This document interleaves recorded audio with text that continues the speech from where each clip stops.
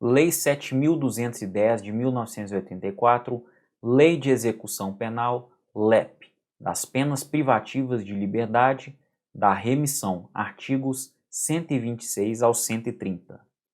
Olá, tudo bem com você? Eu sou Tiago Pacheco, delegado de polícia e professor de Direito Penal e Legislação Especial aqui na Prova Concursos.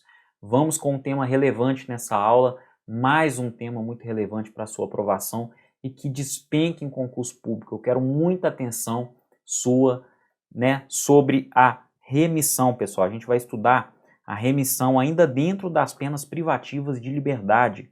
E o que é remissão, pessoal? Vamos lá, artigo 126. O condenado que cumpre a pena em regime fechado ou semiaberto, então olha só, pessoal, estamos falando de condenado que trabalha em regime fechado ou semiaberto, ele poderá remir por trabalho ou por estudo parte do tempo da execução da pena. Então é o seguinte, pessoal, aquele sujeito que trabalha ou estuda, ele pode remir parte da pena, ou seja, ele pode ganhar um dia a menos de pena. Fica até esquisito, mas ele ganha um dia a menos de pena. Retira-se da pena dele um dia a cada 3 dias trabalhados ou estudados. Essa é a remissão da pena, é o instituto da remissão da pena. Agora vamos trinchar aqui, ao longo dos parágrafos. A contagem de tempo referida no caput será feita à razão de um dia de pena a cada 12 horas de frequência escolar, atividade de ensino fundamental, médio, inclusive profissionalizante ou superior, ou ainda de requalificação profissional, divididas no mínimo em 3 dias. Então essas 12 horas, pessoal, essas 12 horas de estudo, de frequência escolar, elas precisam ser divididas em 3 dias, tá joia? Então, a cada 12 horas de estudo, nesse prazo de 3 dias, e o que demanda essas 12 horas de estudo? Frequência escolar, atividade de ensino fundamental, médio, inclusive o profissionalizante, ensino superior também, ou ainda a requalificação profissional, por exemplo, um MBA, uma pós-graduação, perfeito? Isso tudo, a cada 12 horas em 3 dias, dá direito ao preso a um dia a menos de pena, E aqui, um dia de pena a cada 3 dias de trabalho. Lembrando, pessoal, que o trabalho é uma obrigação do preso. Ele tem a obrigação de trabalhar. Se ele não trabalhar, ele pratica faltas, faltas graves, inclusive, que vão atrapalhar, inclusive, a execução da pena. Ele não fará jus a uma série de direitos que ele teria, E, inclusive, ele deixa de ganhar a remissão, tá? Então, além do trabalho ser uma obrigação, ele traz também muitos benefícios ao preso por meio da remissão da pena, tá joia? Por meio da remissão da pena. As atividades de estudo a que se refere o parágrafo 1º deste artigo poderão ser desenvolvidas de forma presencial, olha só, ou por metodologia de ensino à distância, e deverão ser certificadas pelas autoridades educacionais competentes dos cursos frequentados. Então, vale modalidade presencial, tá? E lembrando que esse preso em regime fechado ou semiaberto, esse condenado, esse preso condenado em regime fechado ou semiaberto, ele pode sair, Ele pode sair para estudar, perfeito? Ele pode sair para estudar ou para trabalhar e também ele pode estudar de dentro do presídio, pessoal. Ele pode estudar de dentro do presídio também. Igual nós estamos estudando aqui, não é? Você está na sua casa ou no seu trabalho, num momento deste, eu estou aqui gravando aula no estúdio, estamos compartilhando conhecimento de forma remota, de forma online, Metodologia de ensino à distância. E deverão ser certificados pelas autoridades educacionais competentes, É óbvio, O diploma, o certificado, etc. O estudo e o trabalho, eles podem ser cumulados, tá, Jó, pessoal? Estudo e trabalho, eles podem ser cumulados. Não tem problema com relação a isso, não. Para fins de cumulação dos casos de remissão, as horas diárias de trabalho e de estudo serão definidas de forma a se compatibilizarem, tá? Uma não pode interferir na outra, perfeito? O preso impossibilitado por acidente de prosseguir no trabalho ou nos estudos continuará a beneficiar-se com a remissão. Então o preso está impossibilitado devido a um acidente, né? Ele quebrou a perna, por exemplo. Ele não está conseguindo trabalhar, não está conseguindo se deslocar para o curso dele que é presencial, então ele faz jus ao benefício, tá? Da remissão, ele continua.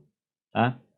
O tempo a remir em função das horas de estudo será acrescido de 1/3 no caso de conclusão do ensino fundamental, médio ou superior durante o cumprimento da pena, desde que certificado pelo órgão competente do sistema de educação.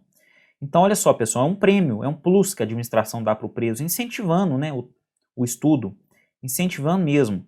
Esse tempo de remissão ele será acrescido de 1/3 se nesse meio termo o sujeito se formar, né, ele concluir o ensino fundamental ou o ensino médio ou até mesmo o ensino superior. Perfeito? Parágrafo 6º. O condenado que cumpre pena em regime aberto ou semiaberto e o que usufrui liberdade condicional poderão remir pela frequência a curso de ensino regular ou de educação profissional parte do tempo de execução da pena ou do período de prova, observado o disposto no inciso 1º do parágrafo 1º deste artigo. Pessoal, lembrando aqui, ó, no caso essas modificações posteriores, né, em 2011, pela Lei 12.433, trouxeram algumas dúvidas, né, algumas indagações em relação à qualidade do preso e ao regime, mas uma coisa é certa, tá? Uma coisa é certa e não é difícil de entender. No que tange ao estudo, vale também o condenado, né, que estuda em regime aberto e o semiaberto, tá? Vale o regime semiaberto e vale o aberto também. Por quê? Porque na redação do caput, olha só, o condenado que cumpre a pena em regime fechado ou semiaberto poderá remir por trabalho ou por estudo parte do tempo de execução da pena. Na redação original do artigo 126, nós não tínhamos o estudo, tá? Nós não tínhamos o estudo. Isso na redação original, perfeito? O estudo foi mencionado. Contudo, o legislador esqueceu-se de enfiar aqui a palavra. Poderia ficar melhor assim, ó, o condenado que cumpre a pena em regime fechado ou semiaberto poderá remir por trabalho e o condenado que cumpre a pena em regime fechado, semiaberto ou aberto poderá remir pelo estudo. Ficaria melhor. Mas o legislador esqueceu, então ficou um pouco confuso. Com relação ao trabalho, pessoal, é o regime fechado e o semiaberto, tá? Com relação ao estudo, é o regime fechado que está aqui, definido no artigo 126, e também o regime semiaberto e o aberto que estão aqui no parágrafo 6º desse mesmo artigo. Combinado? Então, olha só, o condenado que cumpre pena em regime aberto ou semiaberto e o que usufrui liberdade condicional, tá? Esse aqui também, ó, liberdade condicional também. Poderão remir pela frequência a curso de ensino regular ou educação profissional parte do tempo de execução da pena ou do período de prova, né, no caso aqui da liberdade condicional, né, o período de prova, observado o disposto no inciso 1º do parágrafo 1º deste artigo. Vamos lá, ó. O inciso 1º do parágrafo 1º, 1 dia de pena a cada 12 horas de frequência escolar. E lembrando que essas 12 horas precisam ser divididas no mínimo em 3 dias, combinado? Então, muita atenção para isso, porque a banca gosta de confundir a cabeça do aluno. Se ela pergunta lá, é proibido remissão de pena por trabalho no regime aberto. Está correto? Está correto, pessoal. Está correto. Agora, no caso do estudo, não. O estudo pode ser no regime aberto. Está aqui, ó. Está aqui no artigo, ou melhor, no parágrafo 6º, combinado? 7º, o disposto neste artigo aplica-se às hipóteses de prisão cautelar. Então, tudo que está disponível aqui, ó, nesses artigos, né, aliás, no artigo e no artigo 127, né, para ser mais, no 126, desculpa, para ser mais exato, e nos seus parágrafos, aplica-se no que couber, né, às prisões cautelares. A remissão será declarada pelo juiz da execução, ouvidos o Ministério Público e a defesa. Tá? Ministério Público, por ser o curador do ordenamento jurídico, e a defesa também, considerando aí o contraditório e a ampla defesa, o Instituto da Ampla Defesa, né? Artigo 127, pessoal. Em caso de falta grave, o juiz poderá revogar até 1/3 do tempo remido, observado o disposto no artigo 57, recomeçando a contagem a partir da data da infração disciplinar. Então, no caso de falta grave, o juiz revoga o quê? Até 1/3 do tempo remido, tá? Observando o disposto lá no artigo 57 e recomeçando a contagem a partir da data daquela infração disciplinar. Pessoal, artigo 128, o tempo remido será computado como pena cumprida para todos os efeitos, tá? Esse tempo remido ele é computado como pena cumprida. Perfeito? Para fechar com chave de ouro, ó, 129, a autoridade administrativa encaminhará mensalmente ao juiz da execução cópia do registro de todos os condenados que estejam trabalhando ou estudando, com informação dos dias de trabalho, das horas de frequência escolar ou de atividade de ensino de cada um deles. Então, essa é uma obrigação do diretor do presídio, né, para manter uma certa organização em torno, né, do Instituto da Remissão.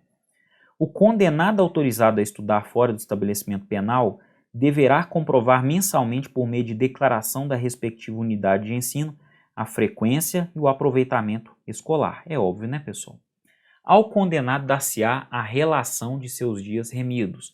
Então, o condenado faz jus à relação, ele precisa ter o controle desses dias também. Ele tem um direito de saber, né, a relação desses dias que foram remidos, para que ele faça um controle pessoal também disso, né?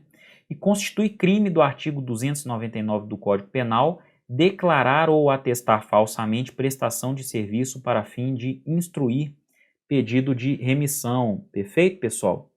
Então, vai responder de acordo com o artigo 299 do Código Penal aquele sujeito que declara ou atesta de forma falsa, né, de forma errônea, a prestação de serviço para um fim de instruir um pedido de remissão. Isso é óbvio, nem precisaria estar escrito aqui no artigo 130, mas o legislador quis deixar claro, né, para que não houvesse dúvidas em relação a isso. Perfeito?